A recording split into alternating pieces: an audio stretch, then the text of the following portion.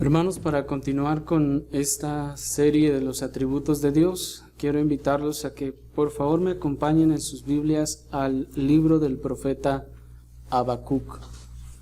Libro del profeta Habacuc, capítulo 1, y vamos a leer el versículo 13.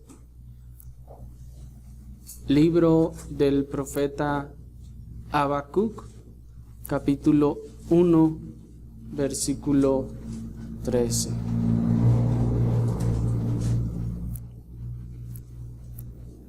Dice así la escritura para gloria del Señor: Muy limpio eres de ojos para ver el mal, ni puedes ver el agravio.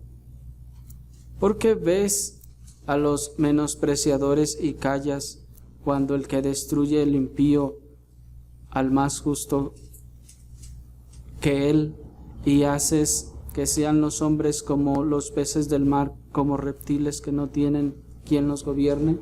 Hasta ahí.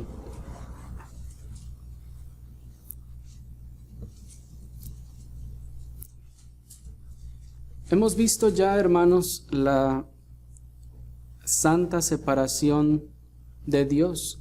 Esa santa separación que lo exalta por encima de todas sus criaturas y que le exalta ciertamente en infinita majestad. Pero como también mencionamos ya en este atributo de la santidad de Dios, la santidad de Dios tiene dos aspectos, esto es, tiene dos partes: la separación moral de Dios de toda especie de mal, que es lo que hemos estado viendo hasta ahora, y la excelsa calidad moral de su persona. Porque si se habrán dado cuenta, lo que hemos estado viendo en las dos ocasiones anteriores, hermanos, es la santidad de Dios en ese aspecto de separación moral de toda especie de mal. Esa majestad que, como decíamos, le exalta por encima de sus criaturas y que a la vez también le separa de toda especie de mal. Decíamos que Dios pues es en ese sentido apartado de toda especie de mal. Dios en ese sentido también decíamos que es incontaminable. Veíamos que las cosas en esta tierra y aún el ser humano, cuando se acercan a la contaminación, la contaminación por lo general es la que contamina, válgame la redundancia, afecta a lo incontaminado. Pero en Dios, decíamos, no es así. Cuando la contaminación se acerca de algún modo a Dios, Dios no es contaminado, sino su santidad, decíamos, es esa refulgente luz y fuego consumidor que consume toda especie de mal. Y cuando decimos toda especie de mal, estamos hablando desde los pecados más grandes o más extremos hasta las iniquidades que el hombre podría considerar menores. Dios, hermanos, en ese sentido, por eso, no acepta ni contiene ningún tipo de iniquidad por lo más menor que nosotros pudiéramos imaginar o calificar. Dios en ese sentido es absoluta pureza, es absoluta santidad, esto es absoluta distancia y separación entre la más mínima de las contaminaciones, maldades o males y su persona. Nos dice también el teólogo Charles Hodge: la santidad de Dios, por una parte, implica una total ausencia de mal moral y por otra, de absoluta perfección moral. Si se fijan, el teólogo también nos ayuda a entender esto con esta frase, como si fuera una especie de dos aspectos de una misma persona, en este caso del atributo de la santidad de Dios. Por una parte, implica, nos dice, una total ausencia de mal moral. Cuando decimos una total ausencia, ya hemos dicho que se trata no solo de blanco y negro, sino se trata aún de la más mínima partícula de mal, aún de la más mínima partícula de injusticia. Dios es separado, Dios es santificado de todo eso. Es decir, en la santidad de Dios existe una ausencia absoluta de toda especie de mal. Por otra parte, esa santidad de Dios implica absoluta perfección moral. Y como leímos en nuestro texto, hermanos, allí se puede observar claramente los dos aspectos de esta santidad divina. Miren cómo dice el comienzo del versículo 13. Muy limpio eres de ojos para ver el mal. ¿Se fijan? Ni puedes ver el agravio. Noten ustedes, hermanos, que nos dice, tú eres muy limpio de ojos. ¿Para qué? Para ver el mal. Allí están los dos aspectos. El aspecto de la perfección moral de Dios en la frase, muy limpio eres de ojos. Y el aspecto de la separación o santificación de todo mal en para ver el mal. Ni puedes ver el agravio. ¿Se dan cuenta? Entonces el profeta nos está hablando de estos dos aspectos incluso. Esa limpieza intrínseca en Dios mismo de ojos y la forma en que como consecuencia de su limpieza y de su perfección, entonces se aparta, se santifica de todo mal. Y notemos, hermanos, que el profeta no habla de acciones, como que si dijera, muy limpio eres de manos para hacer el mal. ¿Se fijan? Dense cuenta de eso, hermanos. ¿Por qué no dice, muy limpio eres de manos para hacer el mal? No dice así, ni dice, muy limpias son tus obras y tus acciones para que puedas hacer el mal. Y esto es importante notarlo, hermanos, porque vamos a ir viendo en ese sentido cómo la santidad de Dios se expresa o existe en un nivel muy, muy lejano y más lejano de lo que nosotros podemos pensar. Noten que tampoco dice o se refiere a palabras como si dijera, muy limpio eres de labios para hablar el mal. ¿Qué es más para nosotros los hombres pecadores? ¿Qué es más fácil de lograr? ¿Ser limpio de acciones o de palabras?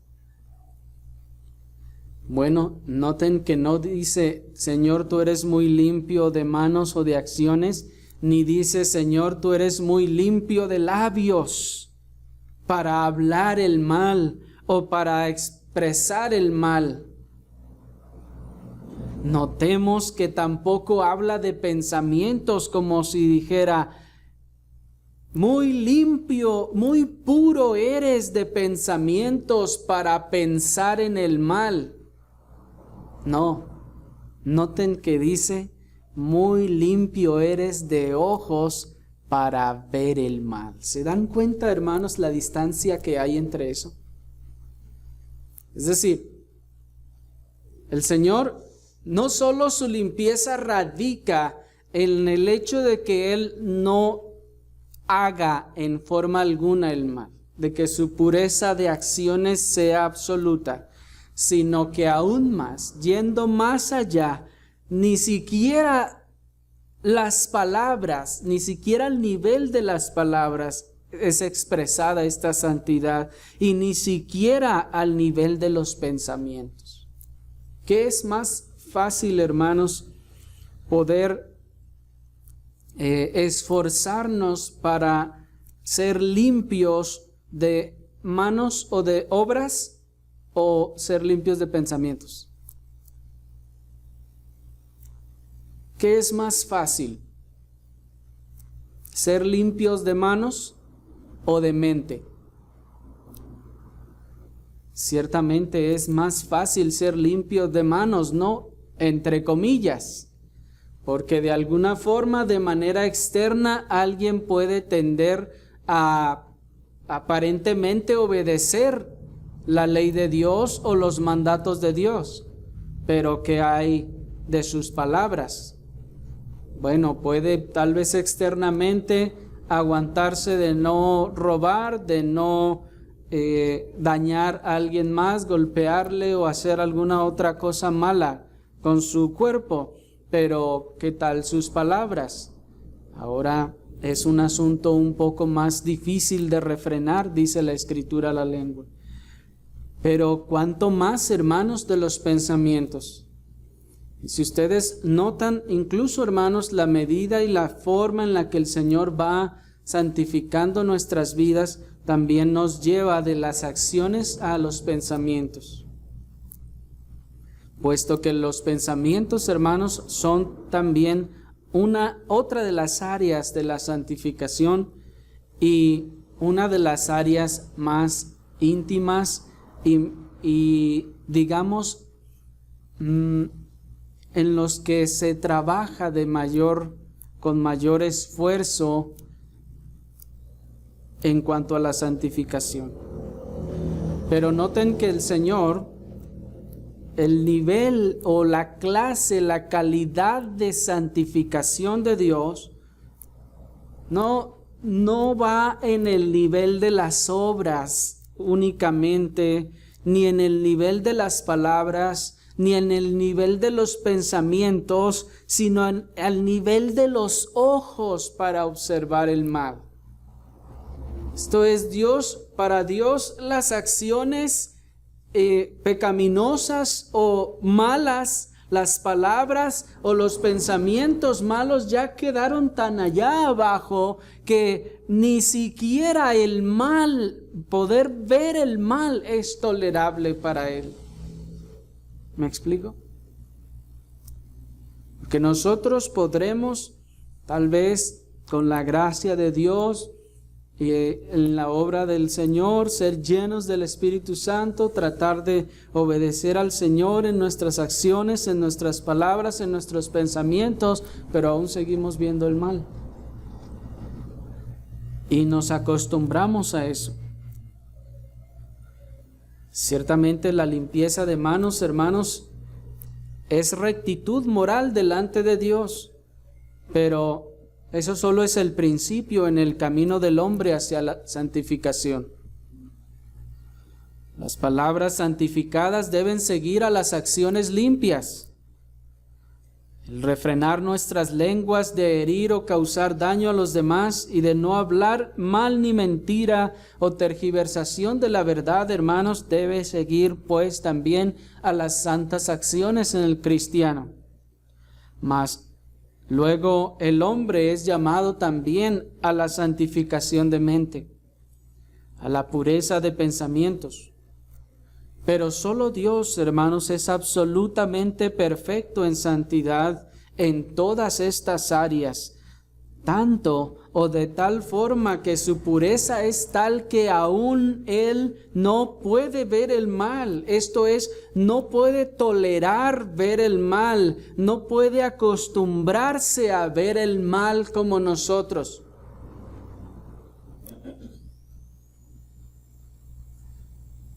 Muchos, por ejemplo, ya sea a través de la observancia común o frecuente de los asaltos o de los robos, pueden ver en las noticias que graban que un ladrón va corriendo, le arrebata una bolsa a la señora y se va corriendo. ¿Y qué sienten ustedes? Pues ya después de tal vez la primera vez que lo ven, sienten un poco de molestia en el corazón, en la conciencia, pero después de que ven 10 de esos, ¿qué pasa con nosotros? ya no nos afecta tanto esa maldad. ¿Se dan cuenta? Y lo mismo sucede, por ejemplo, con los golpes. Vemos al principio a un par de personas golpearse y nos parece algo malo, pero luego vemos tantas personas y tantas veces les vemos golpearse que luego llega el momento en que hasta lo llamamos deporte. ¿Sí o no? Así es la condición humana. El hombre se acostumbra a ver el mal. Y cuando decimos se acostumbra, lo decimos en el aspecto de que acepta en cierta forma ese mal. Llega un punto en el que cierto mal o mirar cierto mal ya le parece aceptable. Y es cuando a veces salen los comentarios de, ¿te fijaste que la otra vez pasó esto? ¿O asaltaron a fulano o a mangano? Ah, sí, ¿cómo fue? No, pues le arrebataron la bolsa. No, eso no es nada, ¿no? Acá donde yo vivo los navajean, o sea, les disparan con la pistola. ¿Qué está haciendo? Se ha acostumbrado a ver el mal, ha normalizado el mal en su perspectiva, en su vista, ¿me explico? Y en Dios no es así. Dice, Dios es muy limpio de ojos para ver el mal. No significa que Dios tiene los ojos cerrados y que no puede ver a todo este mundo porque dice, no quiero ver el mal, no quiero ver el mal. Y como el mal abunda en este mundo, entonces no lo ve. No se trata de una vista de observar, se trata, hermanos, de esa aceptación, de ese acostumbrarse a ver el mal. Es decir, que Dios cada que ve la más mínima transgresión, Dios, hermanos, se duele de verla cada vez y de la misma forma. Pues es muy limpio de ojos para tolerar o acostumbrarse de alguna forma a ver ese mal. ¿Me explico? Esa es una gran diferencia, hermanos, en contraste con nuestra Constitución. Así que no solo queda establecida aquí, hermanos, la separación o la ausencia de toda especie de mal en Dios, sino que aún más también se establece la absoluta perfección moral como su condición de su calidad moral. Esto es, Dios no solamente pues se aparta de todo ese mal, sino el verso nos establece que esa santidad que en Dios hay es una condición moral de absoluta perfección. Él es tan perfectamente santo que ni siquiera puede acostumbrarse a ver el más pequeño mal. Mientras el hombre caído nunca podrá alcanzar siquiera un estado moral aceptable en el nivel de las acciones externas, la santidad de Dios sobrepasa infinitamente, hermanos, la mayor santidad a que el hombre pueda aspirar. ¿Cuál es la mayor santidad a la que el hombre pueda aspirar? Imagínense, hermanos, si la Escritura nos dice que no hay justo ni aun uno, que no hay quien haga el bien, que todos se desviaron y aún se hicieron inútiles. Pero digamos que alguien, por la gracia de Dios, puede alcanzar con la ayuda del Señor y del Espíritu y la mortificación del pecado, puede alcanzar, hermanos, un estado de mortificación del pecado de tal forma que sus acciones externas son aceptables delante de Dios.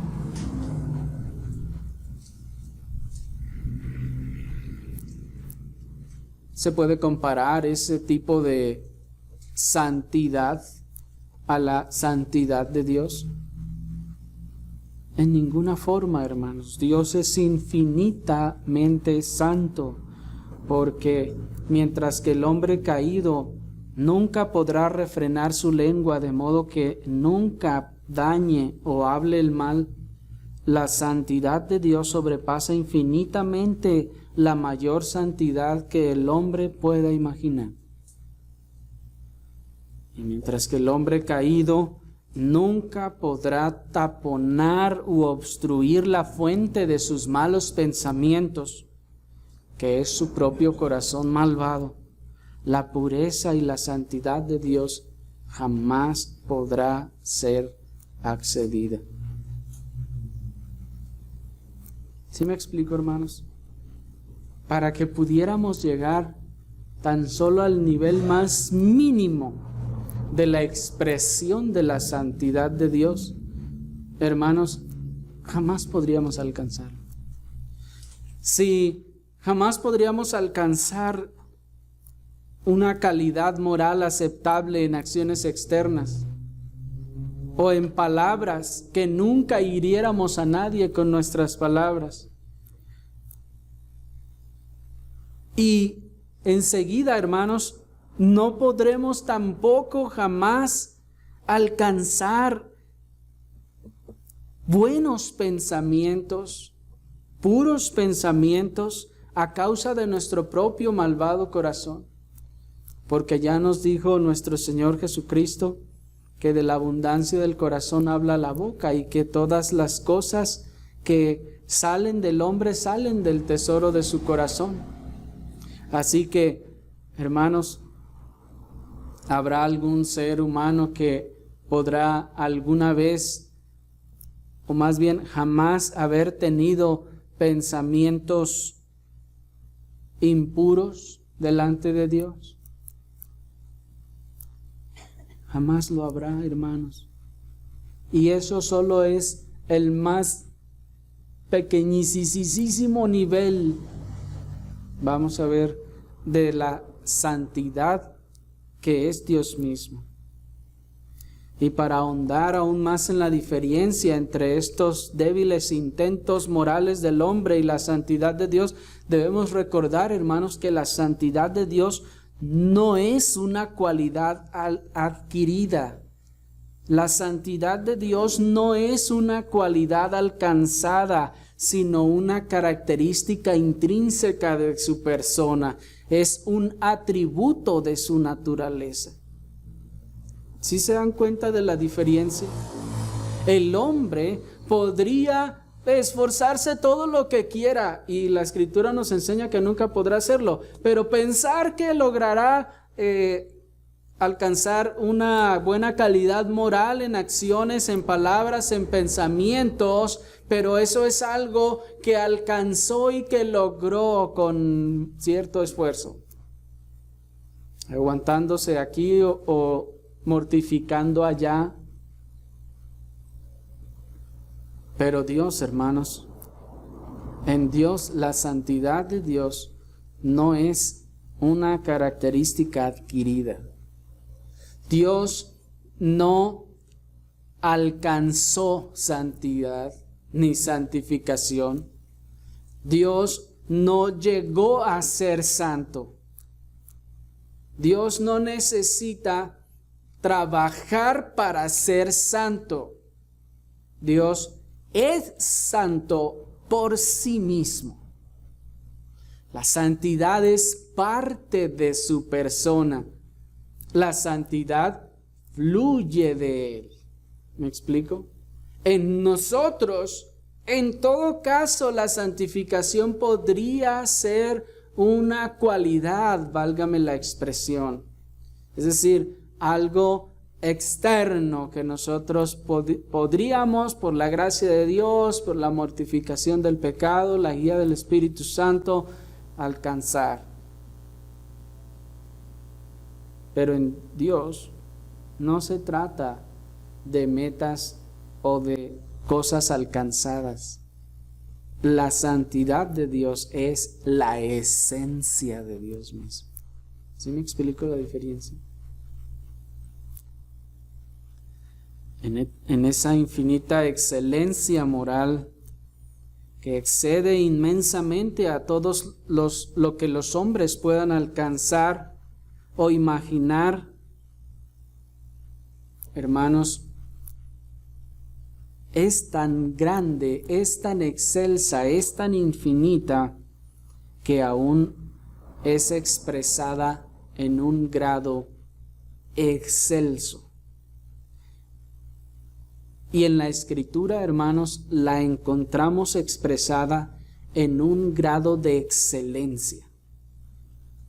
¿Cómo? Cuando la Escritura nos habla de la santidad de Dios o de la cualidad de Dios como un ser santo, santo, santo. Acompáñenme a Apocalipsis capítulo 4, versículo 8. El libro del Apocalipsis capítulo 4, en el versículo 8.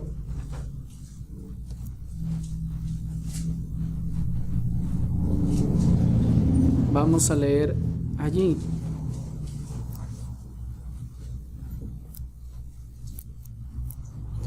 Dice: y los 4 seres vivientes tenían cada uno 6 alas, y alrededor y por dentro estaban llenos de ojos, y no cesaban día y noche de decir: Santo, Santo, Santo es el Señor Dios Todopoderoso, el que era, el que es y el que ha de venir. Hasta ahí.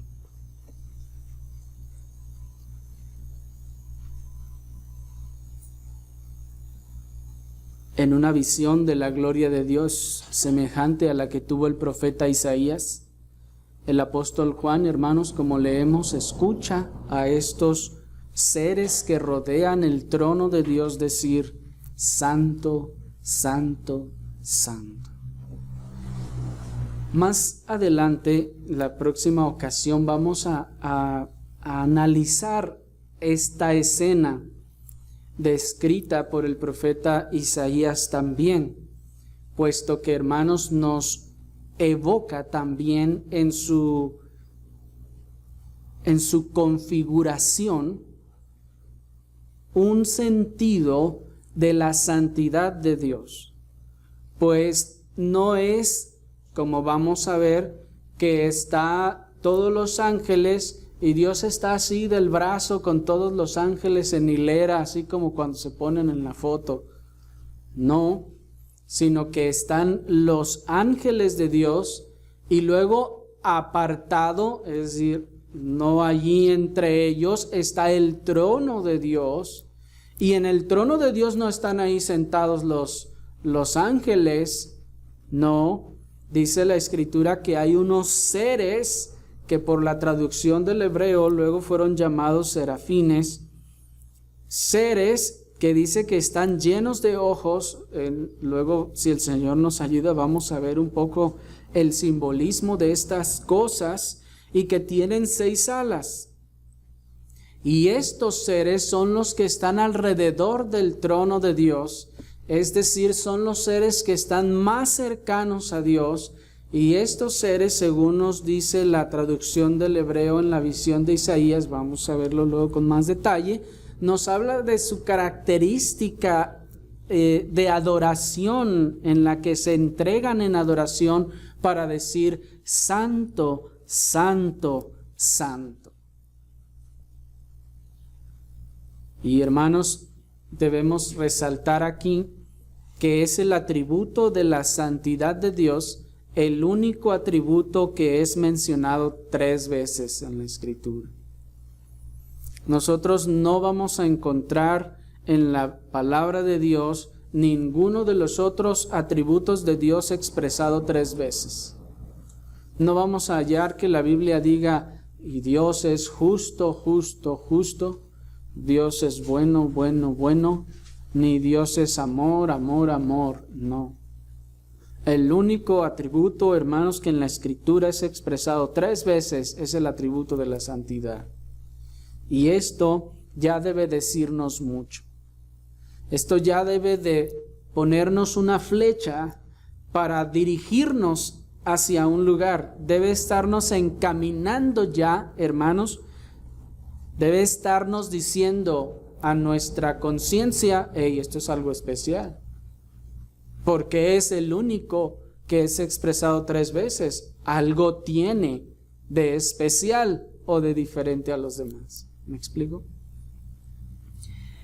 El hecho de que se exprese 3 veces en la Escritura y en 2 ocasiones, que es aquí donde leímos en Apocalipsis 4:8 y en el libro de Isaías, que vamos a ver en el capítulo 6, pues ha sido producto de muchas interpretaciones y otras especulaciones.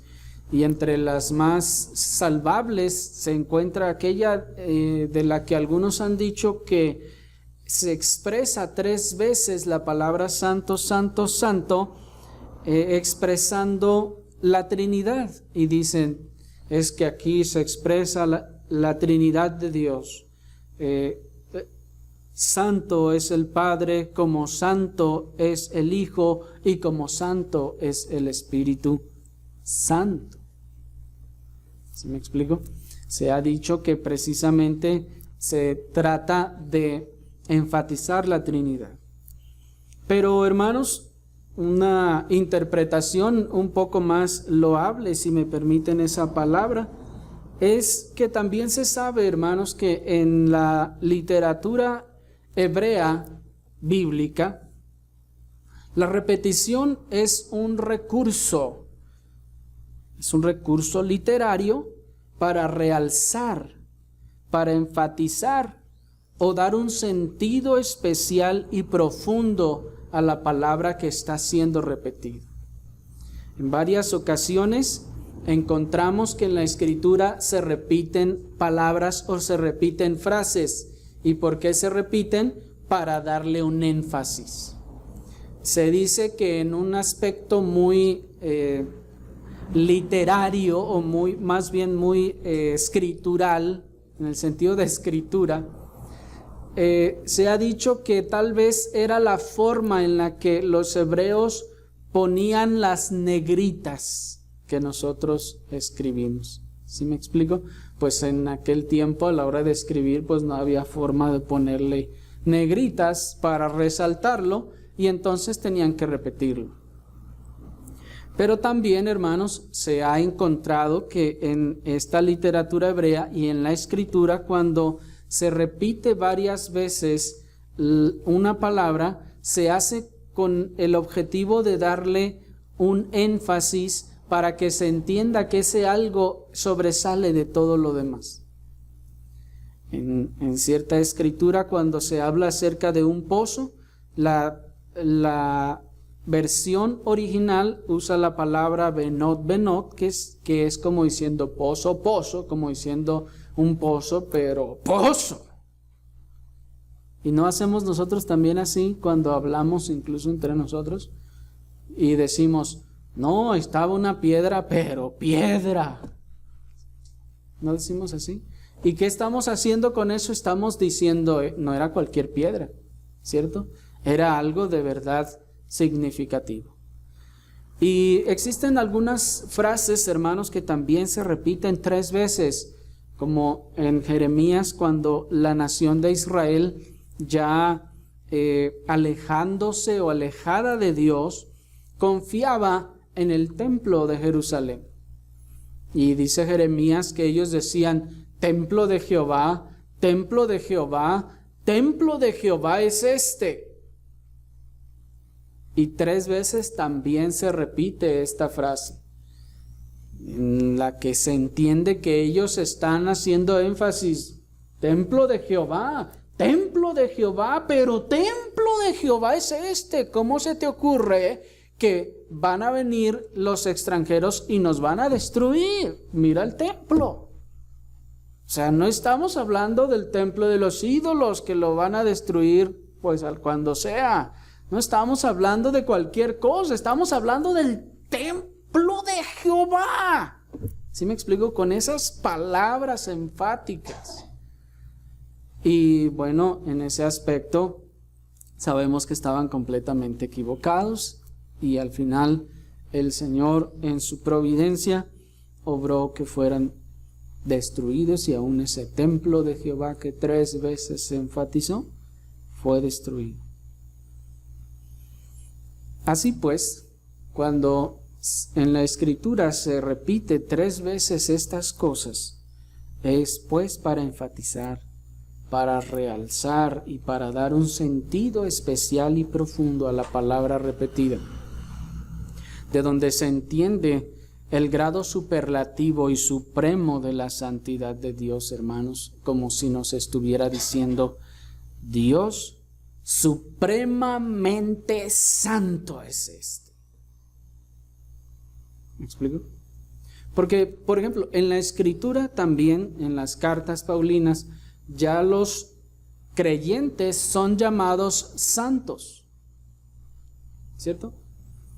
Los creyentes ya son llamados santos y son los santos y saludan a los santos, y carta del apóstol fulano a los santos, ¿sí? Ahora, ¿esos santos son santos como Dios? Bueno, vamos a ver eso más adelante, pero en ese sentido, estos seres que rodean el trono de Dios están diciendo: hey, lo que hay aquí es algo inmensamente, supremamente más santo de lo que tú puedas imaginar. Tú ya habías oído la palabra santo y ya la habías aplicado a otras cosas, pero espérame, este ser es supremamente santo. ¿Me explico? Dándole entonces un grado superlativo y una calidad excelsa. Esa santidad expresada, por decir así, a la tercera potencia, hermanos, es supremamente superior a la de los ángeles, que son seres perfectos y glorificados, y es excelsamente superior a la de los hombres. ¿Sí me explico? Nosotros, y bueno, ya vimos que en la Escritura los creyentes, que son hombres, son mujeres, son llamados santos. Pero, hermanos, serán los creyentes de manera personal, no posicional. Vamos a ver luego esa diferencia. ¿Son los creyentes de manera práctica tan santos como los ángeles que están en el cielo? ¿Quiénes serán más santos? ¿Los ángeles o los creyentes? Evidentemente los ángeles, ¿no? Ya nos dice el Señor que cuando oremos, digamos que se haga tu voluntad aquí en la tierra de la manera que se hace en el cielo. ¿Cómo se hace en el cielo? De inmediato y perfectamente. Así que la santidad, hermanos, de los seres celestiales, pues es inmensamente superior a la nuestra. Entonces, si se fijan, ahí hay un santo creyente, pero hay algo más santo en ese aspecto que el creyente, los ángeles, por ejemplo. Pero estos seres que rodean el trono de Dios nos dicen: este ser es santo, santo, santo. Como si se elevara todavía mucho más por encima de aquellos seres que nos superan inmensamente en santidad. ¿Me explico? ¿O pensarán ustedes que Dios es tan santo como sus ángeles? No, la Escritura nos dice: notó necedad en sus ángeles. Los ángeles, aún en ese sentido, hermanos, son factibles o lo fueron de caer. Ahí tenemos a Satanás mismo. Y hermanos, estábamos hablando de que nos superaban en santidad. tremendamente, inmensamente. Pero fueron susceptibles al pecado también, en ese caso, y cayeron. Ahora, entonces, ¿Dios es susceptible a ser corrompido también por el pecado alguna vez? No, eso es imposible. ¿Se dan cuenta? Como si fueran escalones en donde Dios está en el nivel más alto que podamos imaginar. Esos seres que están en el cielo, que ciertamente algunos de ellos en algún momento fueron tan santos, escogieron el pecado. ¿Por qué? Porque son criaturas. Pero Dios no es una criatura, sino el Creador. De tal forma que, como decíamos al principio, toda especie de mal que se acerca a Él no puede afectarle, sino es consumido por su majestad. Por eso, pues, es como si se expresara esa santidad a la tercera potencia, a un nivel inalcanzable.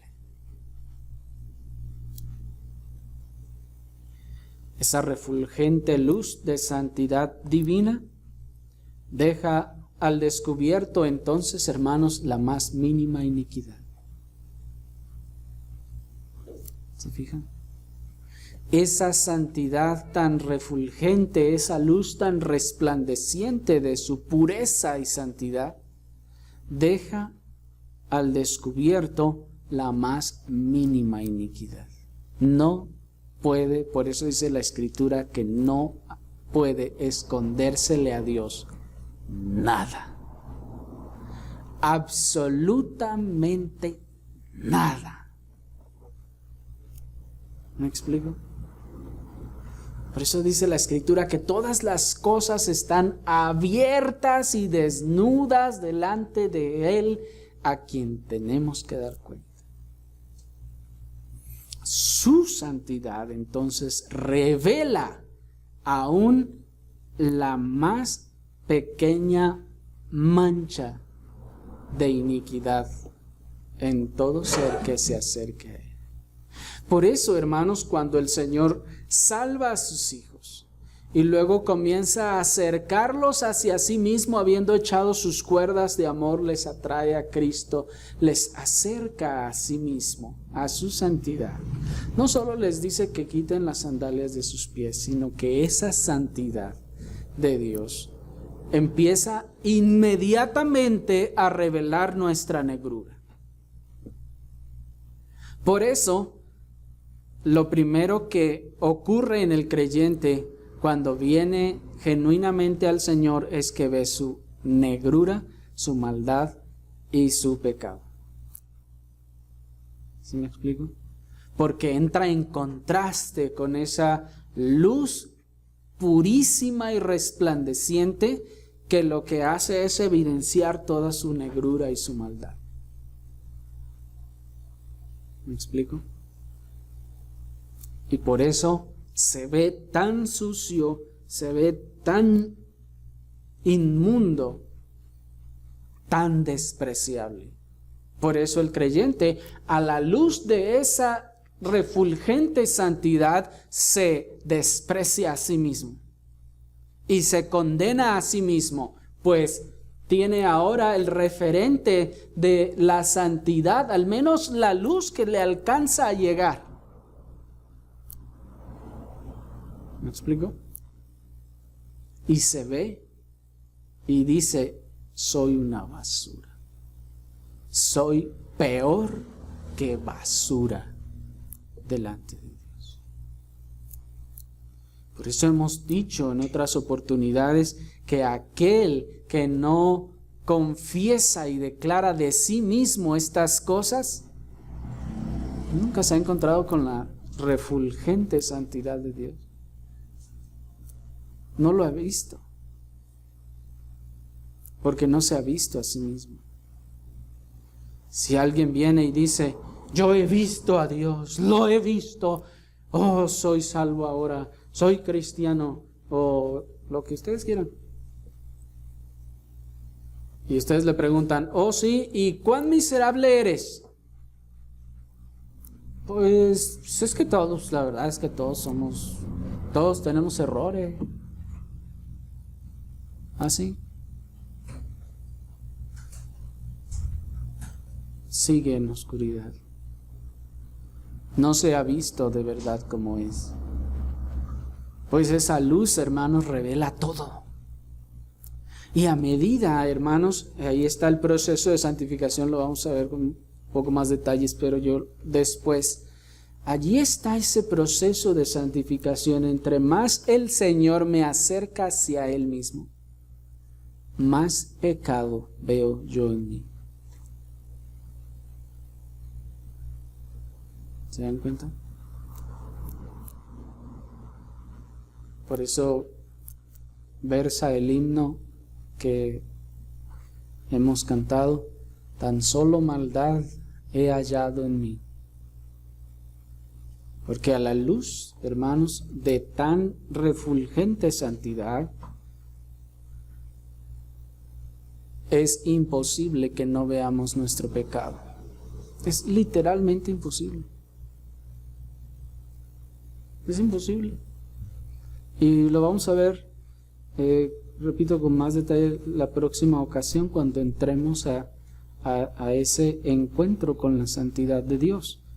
Pero esta santidad pues revela aún la más mínima iniquidad, y a medida que vayamos siendo acercados a Él, vamos a darnos cuenta que a veces hasta formas de pensar, costumbres o actividades que nosotros en cierto momento no considerábamos que fueran malas o pecaminosas, al paso de la santificación el Señor nos va ayudando a entender y nos va santificando de esas cosas. Y nos va diciendo, tú pensabas que esto no era pecado, pero mira cuán sucio es. ¿Ya lo ves ahora que tienes más luz? ¿Ya lo ves ahora que estás más cerca de esa santidad? Y así ninguna especie de mal o de contaminación puede ser escondida delante de su presencia.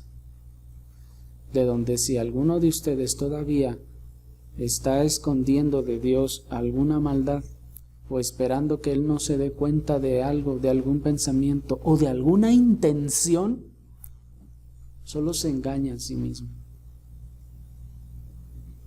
No existe cosa que Dios no pueda ver. Por eso cantábamos hace un momento, sus ojos que todo lo ven, revelan la noche en luz. Ningún ser puede permanecer entonces erguido o siquiera en pie delante de esa refulgente santidad. ¿Por qué? Bueno, eso es lo que con la ayuda del Señor vamos a ver el próximo domingo. Oremos, hermanos, al Señor.